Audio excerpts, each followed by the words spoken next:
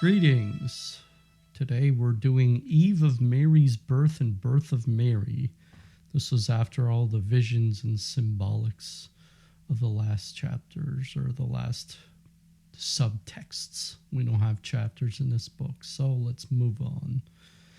Subtext, Eve of Mary's birth. What gladness throughout all nature. Birds are singing, lambs and kids are gambolling, and swarms of doves are fluttering with joy around the spot upon which once stood Anne's abode. I see only a wilderness there at the present day, but I had a vision of pilgrims in the far-off times who, girded and with long staves in their hands, wended their way through the country to Mount Carmel. On their head they wore a covering wound around like a turban. They too participated in the joy of nature, and when in their astonishment they asked the hermits that dwelt in the neighborhood the cause of this remarkable exaltation, they received for answer that such manifestations of gladness were customary. They were always observed upon the eve of the anniversary of Mary's birth around that spot where once stood Anne's house. The hermits told them a holy man of the early times who had been the first to notice these wonders in nature. His account gave rise to the celebration of the eve of Mary's nativity, which soon became general throughout the church, and now I too beheld how this came to pass. I saw a pious pilgrim 250 years after Mary's death, traversing the Holy Land, visiting and venerating all places connected with the actions of Jesus while on earth. He was supernaturally guided. Sometimes he tarried several days together in certain places in which he tasted extraordinary consolation. There he prayed and meditated, and there also he received revelations from on high. For several years he had, from the 7th to the 8th of September, noticed a great jubilation in nature, and I heard angelic voices singing in the air. He prayed earnestly to know the meaning of all this, and it was made known to him in a vision that was the birth night of the Blessed Virgin Mary. He was on his way to Mount Sinai when he had this vision. In it, he was informed also of the existence of a chapel built in Mary's honor in a cave of the prophet Elijah. He was told to reveal this, as well as the circumstance of Mary's birth night, to the hermits of Mount Sinai. I saw him again when he arrived at the mount where the convent now stands. There dwelt, even at that early period, hermits scattered here and there. It was then as inaccessible from the valley as it is now. To reach the top of the mountain from that side, hoisting machines were used. I saw that in consequence of the pilgrims' communication, the 8th of September was here first celebrated on the year 250, and that later it was introduced into other parts of the church. I saw hermits accompanying the pilgrim to the cave of Elijah to visit the chapel that had been built therein to Mary's honor. But it was not easy to find, for the mountain was covered with gardens that still produced magnificent fruits, though long allowed to run wild, and there were numerous caves of hermits and Essenes. The pilgrim who had had the vision told them to send a Jew into the different caves, and that the one out of which he should be thrust would be the cave of Elijah. He had been thus instructed in vision. I then saw them sending an old Jew into the caves, but as often as he tried to enter a certain one that had a narrow entrance built up before it, he was repulsed. By this miracle, the cave of Elijah was recognized. On entering it, they found another cave, the entrance to which had been closed by masonry. This was the chapel in which the prophet Elijah had in prayer honored the future mother of the Savior. Many holy relics were still preserved in it, bones of the prophets and patriarchs, screens and vessels that had once been used in ceremonies of the old law.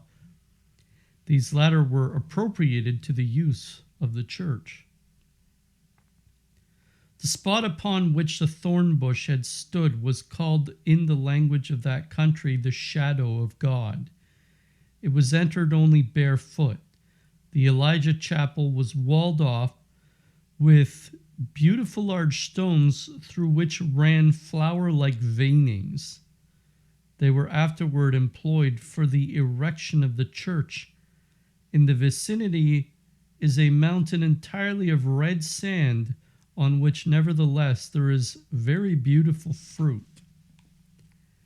I learned from St. Bridget that if pregnant women fast on the eve of Mary's birth and say fervently 9 Hail Marys to honor the 9 months she passed in Anne's womb, if they frequently repeat those prayers during their pregnancy and especially on the eve of their delivery, receiving then the holy sacraments devoutly, she will offer their prayer to God herself and bring them through even very critical circumstances to a happy delivery.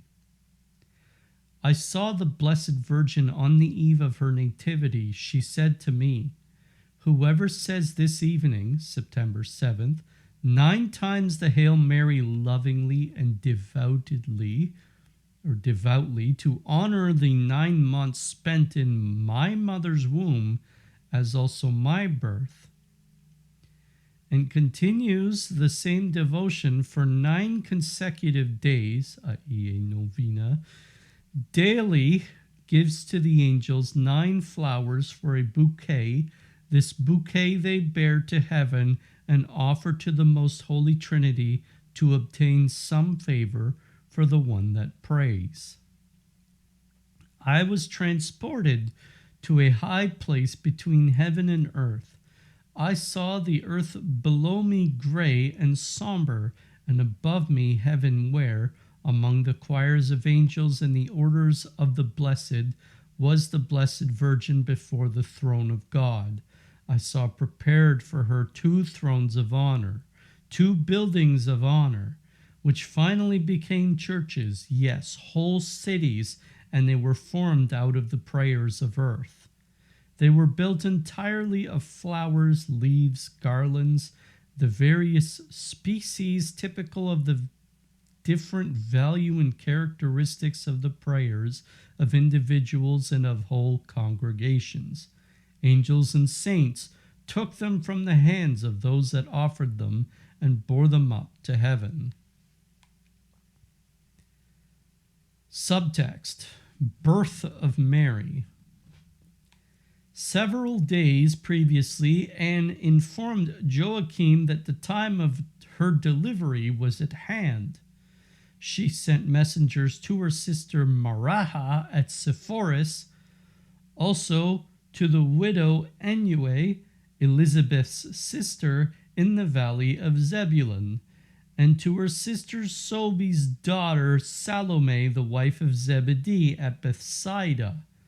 The sons of Sobe and Zebedee, James the Greater and John, were not yet born. Anne sent for these 3 women to come to her. I saw them on their journey. 2 of them were accompanied by their husbands, who returned, however, when they had reached the neighborhood of Nazareth. Joachim had sent the manservants off to the herds and had otherwise disposed of the domestics not absolutely needed in the house. Mary Heli, Anne's eldest daughter, now the wife of Cleophas, took charge of the household affairs. On the evening before the birth of the child, Joachim himself went to his herds in the fields nearest his home. I saw him with some of his servants who were related to him. He called them brothers, but they were only his brother's children. The pasture grounds were beautifully divided off and hedged in. In the corners were huts wherein the servants were provided with food supplied from Anne's house. There was also a stone altar before which they prayed. Steps led down to it, and the space around it was neatly paved with triangular stones. Behind the altar was a wall with steps at the sides. The whole place was surrounded by trees. Joachim, after praying here a while, selected the finest lambs, kids, and bullocks from his herds and sent them by his servants to the temple as offerings. He did not return to his home before night. I saw the three women approaching Anne's abode toward evening. When they arrived, they went straight to her apartment, back to the fireplace. Anne embraced them, told them that her time drew near, and standing intoned with them a psalm. Praise God, the Lord. He has had pity on his people and has freed Israel. Truly, he has fulfilled the promise that he made to Adam in paradise. The seed of the woman shall crush the serpent's head. I do not remember all verse for verse, but Anne rehearsed the different types of Mary and said, "The germ that God gave to Abraham has ripened in me. The promise made to Sarah and the blossom of Aaron's rod are fulfilled in me." During all this time, Anne was shining with light. The room was full of glory, and over Anne hovered Jacob's ladder. The women around her were amazed, entranced. I think they too saw the ladder. And now a slight refreshment was placed before the visitors. They ate and drank, standing toward midnight lay down to rest, but Anne remained up in prayer. After a while she went and roused the women. She felt that her time was near, and she desired them to pray with her. They all withdrew behind a curtain that concealed an oratory. Anne opened the doors of a little closet built in the wall. In it was a box containing sacred treasures, and on either side lights so contrived that they could be raised in their sockets at pleasure and rested on upright supports. These lamps were now lighted. At the foot of the little altar was a cushioned stool. The box contained some of Sarah's hair, which Anne held in great reverence, some of the bones of Joseph, which Moses had brought with him out of Egypt, something belonging to Tobias, relics of clothing, I think, and the little white shining pear-shaped cup from which Abraham drank when he received the blessing of the angel, and which was later on taken from the Ark of the Covenant and given to Joachim along with the blessing. This blessing was like wine and bread, like a sacrament, like a supernatural invigorating food. Anne knelt before the shrine, one of the women on either side and the third behind her. Again I heard them reciting a psalm. I think that the burning bush on Horeb was mentioned in it.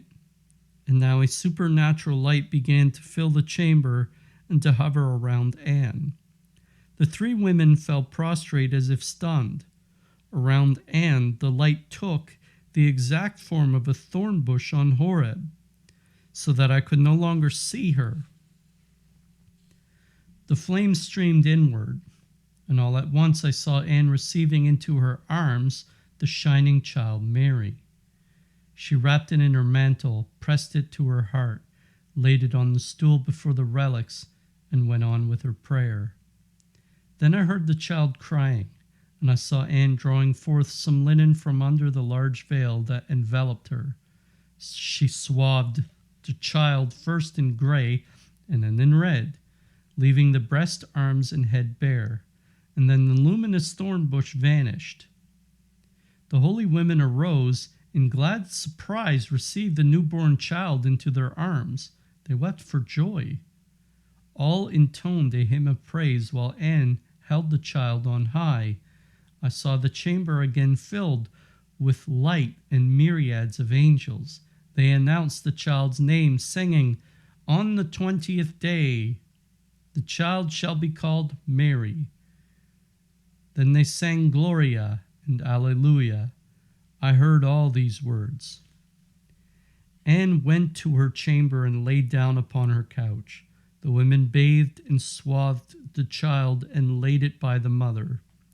Next to the bed was a little portable basket crib furnished with wooden pegs, by means of which it could be stuck into holes on the right or left, or at the foot of the bed, as it might be desired. One of the women went and called Joachim.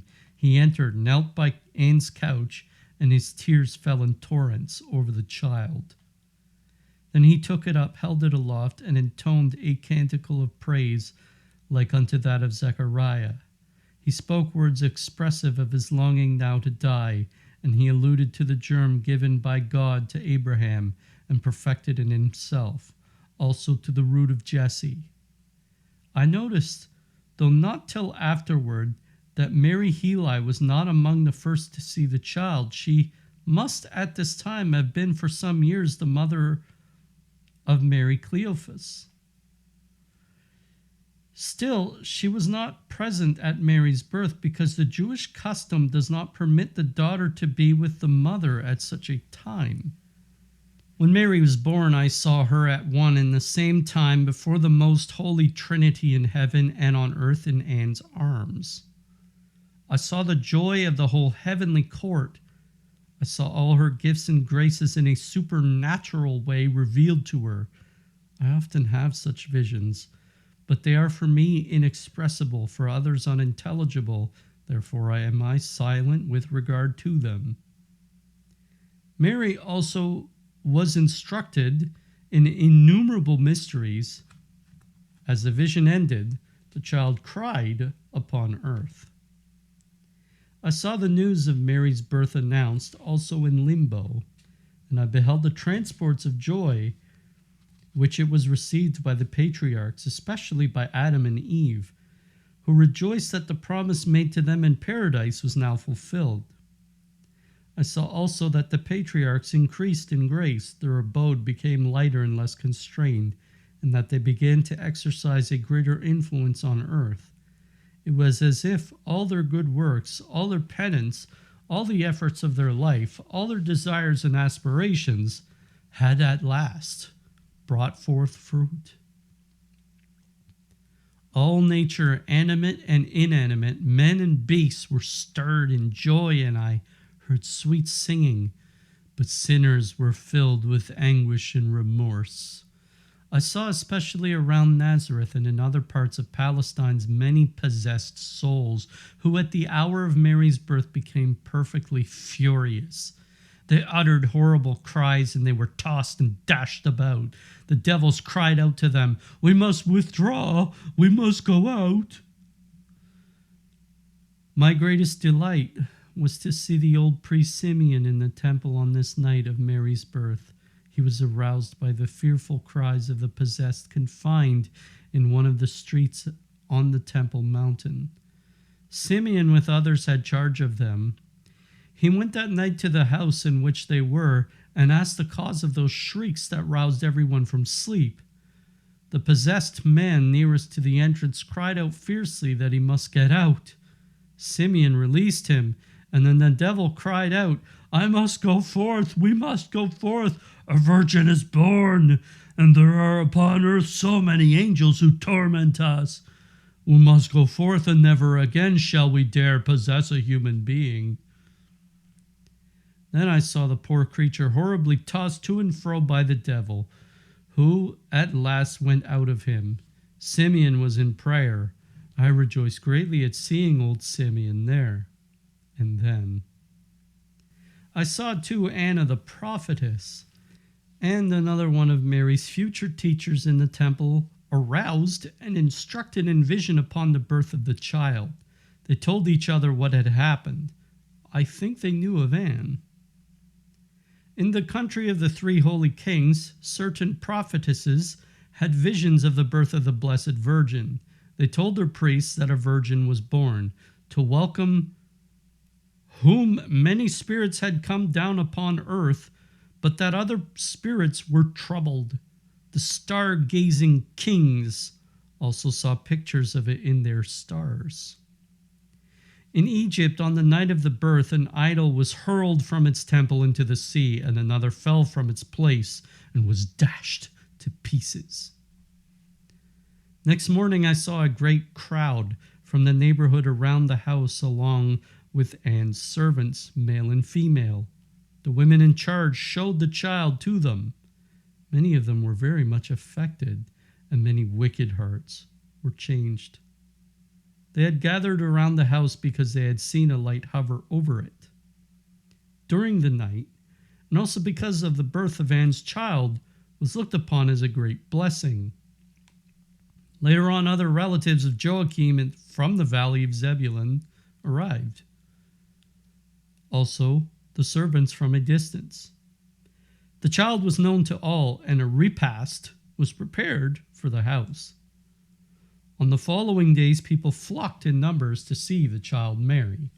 Her little cradle, which was in the form of a boat, was placed upon a raised pedestal, something like a sawing jack, in the front apartment. The lower coverlet was red, the upper one white, and on them lay a child swathed up to the armpits in red and transparent white. She had tiny golden curls.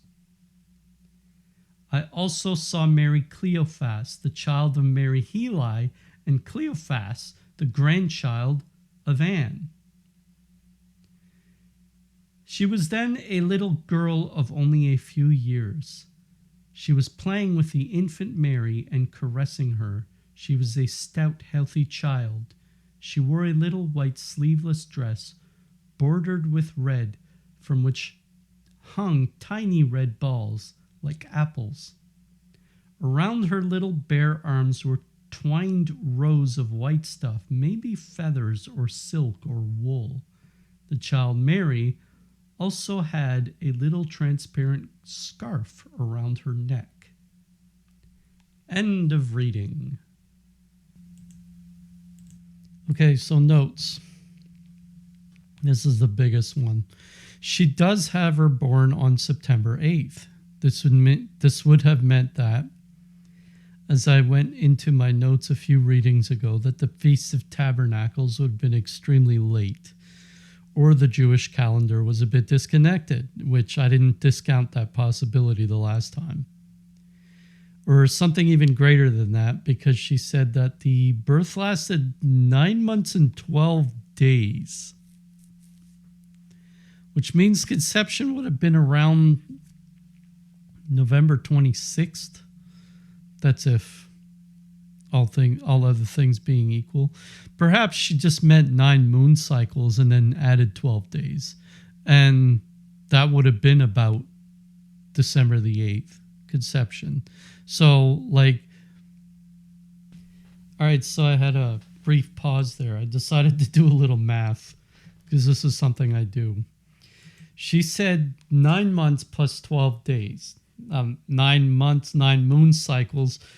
A moon cycle is around 29 and a half days.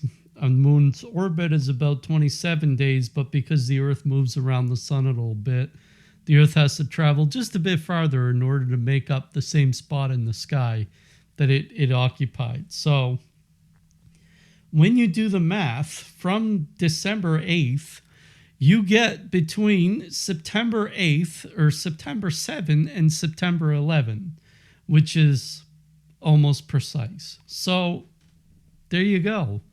9 moons and 12 days, maybe. Anyways, sometime in the past, and this is my point about the Jewish calendar and how it may have come off, especially after the exile to Babylon, right? They had about 500 years where they're just living on the same calendar. And Jews don't do things approximately because I think how they work their calendar is they have their 12 moons a year, but the problem is a year is a little longer than 12 moons. So they have to compensate by adding a month here and there every so many years. I think it's every 7 years, but I'm not sure. Now, again, the moon does not go around the Earth exactly 85 times over 7 years. So if it's possible that a drift happened on their calendar, well, the Gregorian calendar in 1752 had not accounted for leap years, so they decided, hey, let's just cut a bunch of days off the calendar. So they cut September 3 to September 13, which were, surprise, surprise, for some reason around Our Lady's birthday, which September 8th is exactly in the middle of those dates they cut off. You wonder if there's significance there, especially it being 1752, right? It's weird. Let's put it that way. It's weird. And in my eschatological research, the year 1751 is like the beginning of the sixth era. So I won't get into any of that here, but it just so happens that this stuff happens. But let's go. Let's keep going. Next note. Mount Carmel is as she describes. It's pretty verdant from what you see on Google Earth. You can find Mount Carmel. Just look for the type H-A-I-F-A or H-A-L-F-A. I don't remember which. I think it's H-A-I, Haifa, in Google Earth, and you'll be near Mount Carmel. It'll be nearer to the coast. It's just a bit south of Tyre. So, anyways, the thorn bush, she calls, is not to be confused. Oh, this is the next note. The thorn bush is not to be confused with the burning bush of Moses. Now, the burning bush of Moses happened on Mount Sinai or Mount Horeb, which is on the Sinai Peninsula. In Genesis 22, Abraham is led by God to the quote-unquote land of vision and is led up a mountain, but it's unnamed. Now, we can now pretty much assume that this was Mount Carmel, since this is where Elijah had that big vision, right? Elijah had all of his visions on Mount Carmel. Well, mayhaps so did Abraham. So this thorn bush represents the thicket in which was found the ram. Now I will read Genesis 22:13. It says, Abraham lifted up his eyes and saw behind his back a ram amongst the briars, sticking fast by the horns, which he took and offered for a holocaust instead of his son. We contrast this tale with God having to sacrifice Jesus as a holocaust for the salvation of humanity. Is Mary then to be taken as a symbol of the thicket in which the ram's horns or the ram was caught in? That is the briars. Gives you something to think about. This is why I do these notes. Food for thought. Next note, she mentions St. Bridget. I don't know if St. Bridget was a spirit guide to her or if she heard of her through other nuns. Either way, St. Bridget of Sweden was also a seer known for her visions. Next note, she mentions the burning bush in a psalm they were singing. It doesn't follow that the psalm is in the Old Testament. Psalms are hymns that people sing, and we know as Catholics we have a whole bunch of new ones. Our opinions on them may vary, but we have a whole bunch of new ones. So I imagine the Essenes had a lot of psalms themselves, and you can imagine they had a lot of dialectical ones as well as celebrating the ones in the OT. We still sing some of the psalms today. I would not, this highly recommended is Psalm 50. The Georgians, they do. I don't know if they do it in Aramaic, but it's extremely reverent, so go check it out. Psalm 50. Trio Mandili do a good version of it, but there's other performances of it. It's sometimes known as Psalm 51, but it's Psalm 50. Next note. Notice she wasn't in usual labor. The way the nativity is described in Mystical City of God, there wasn't labor pains. Now remember that labor pains were one of the punishments given to the woman in Genesis 3. While the child was born while Mary was in a state of ecstasy. That is, Jesus came out of Mary while Mary was in a state of ecstasy. And it was delivered by the archangels, Saints Gabriel and Michael. And the same thing here, in a way. The child just appeared in St. Anne's arms after the whole thorn light came around her. And the three other women were lying prostrate, which means it was probably a very holy event. Actually, in Mystical City of God, when the nativity is described, Joseph was put into a deep sleep, and he had a vision of the thing. He couldn't actually be present for the birth, which is unlike what you see on TV. That ugly, Mary's like in labor pains. No, that's not real. And it makes the theology makes utter sense that these women would not have labor pains because what they're bringing into the world doesn't have the stain of original sin, so it doesn't cause them pain. So it's a miraculous birth by our standards, but with angels, we don't know their limitations. Next, she said the thorn bush on Horeb. But the Horeb is known to be in Sinai, which is a hellscape. If you've ever looked at the pictures from Sinai, from the Sinai Peninsula, it is not pleasant. It looks like a really hot place that's just mountains and not a blade of grass in sight. They were on Carmel, about 700 kilometers north of Horeb, so... And maybe, I don't know, maybe Horeb is to be taken as Carmel, but she does mention when she talks about the Essenians that the Essenians lived on Horeb and Carmel. And it makes me wonder, okay, well, did she mean that they were way down the Sinai Peninsula, or was she just confusing Horeb with Sinai? Or is Horeb in truth Carmel? I don't think Horeb is Carmel in truth. I think Horeb is where Moses retreated to the wilderness from Pharaoh. So anyways, which apparently they had families around there, but it's barren. It's a hellscape. Carmel is verdant, not a hellscape whatsoever. So maybe the scribe got confused when he wrote this down, but obviously we know what it means. Next note, she talks about the patriarchs in limbo receiving the news of the birth of Mary. This was also echoed in Mystical City of God. I found it, to be precise, it's volume 1, number 330. Archangel Gabriel was sent to them with the good news. I should make a bibliography of these notes sometimes, but I don't. Last note, red and white. I have a special devotion to Saint Philomena. I think she's a fantastic saint, probably a great saint in heaven.